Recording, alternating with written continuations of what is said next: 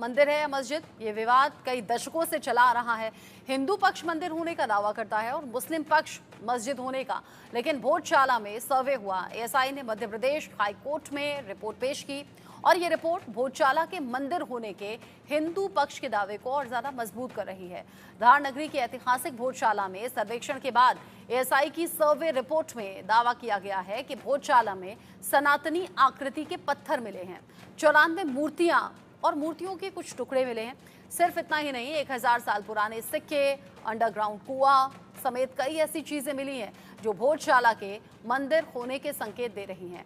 इस रिपोर्ट के सामने आने के बाद हिंदू पक्षकारों ने कहा है कि साबित हो गया है कि मंदिर तोड़कर ही मस्जिद को बनाया गया था, जबकि मुस्लिम पक्षकार रिपोर्ट पर कई सवाल खड़े कर रहे हैं। ऐसे में सवाल ये भी कि आखिर भोजशाला विवाद का समाधान होगा कैसे? रिपोर्ट देखिए।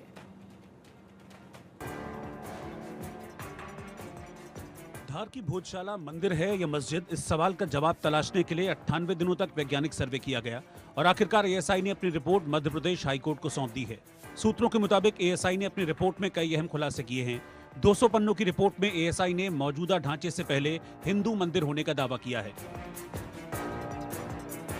एएसआई रिपोर्ट में 94 से ज्यादा हिंदू देवी देवताओं की मूर्तियों के टूटे हुए अवशेष मिले हैं। सर्वे के दौरान खुदाई में मां वाग्देवी यानी मां सरस्वती की मूर्ति के अवशेष मिलने का दावा किया गया है। इसके साथ ही खुदाई में गणेश जी, ब्रह्मा, हनुमान जी समेत कई मूर्तियां मिली हैं। रिपोर्ट में कछुआ, कमल के शिलालेख भी मिलने का दावा किया गया है। देखिए, आज बहुत खुशी का दिन है। हिंदू जनता जो सदियों से धार में पूजा करने के लिए तड़प रही थी और जिसके लिए आंदोलन चलाए गए थे, और पहली याचिका हिंदुओं की तरफ से जो मैंने दाखिल की थी, तो बहुत महत्वपूर्ण सफलता मिली है। और ये बात आज रिपोर्ट से साबित हो गई है, प्रमाणित अच्छी तरह हो गई है। कोई इसको काट नहीं सकता कि वहाँ पहले हिंदू मंदिर था और वेद, शास्त्र, संस्कृत, धार्मिक शिक्षा के पठन पाठन का कार्य वहाँ होता था और उस जगह पर केवल हिंदू पूजा ही हो सकती है। वहीं भोजशाला पर एएसआई का दावा है कि मौजूदा इमारत जल्दबाजी में बनाई गई। मौजूदा मस्जिद में पुरानी छवियों को काटकर दोबारा इस्तेमाल किया गया। संस्कृत प्राकृत में लिखे लेख का दोबारा इस्तेमाल किया गया।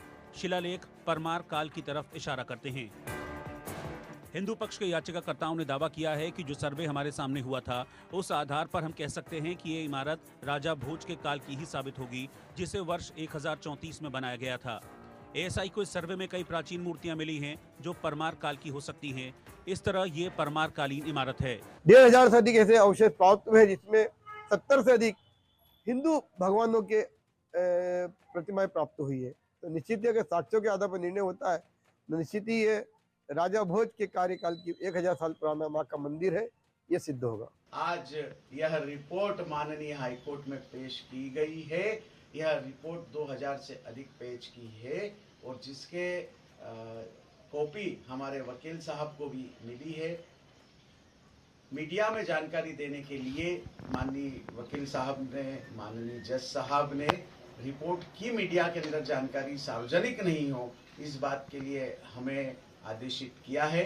किंतु हमें पूरा विश्वास है कि जिन तथ्यों के आधार पर जो भोजशाला दिखती है, जो भोजशाला देखी जा सकती है, स्तंभ स्तंभ, पाषाण पाषाण, और हमारा यह शुरू से दावा रहा है कि यह राजा भोज द्वारा सन 1034 में निर्मित मां सरस्वती मंदिर है, भोजशाला है, परमार कालीन यह स्मारक होगा। तो हमें पूरी उम्मीद है कि जिन मांगों को लेकर हम माननीय हाईकोर्ट में गए हैं कि हिंदू समाज का पूर्ण आधिपत्य भोजशाला पर हो, वहां पर नमाज बंद हो, मां वाग्देवी की प्रतिमा लंदन से लाकर गर्भगृह में स्थापित की जाए।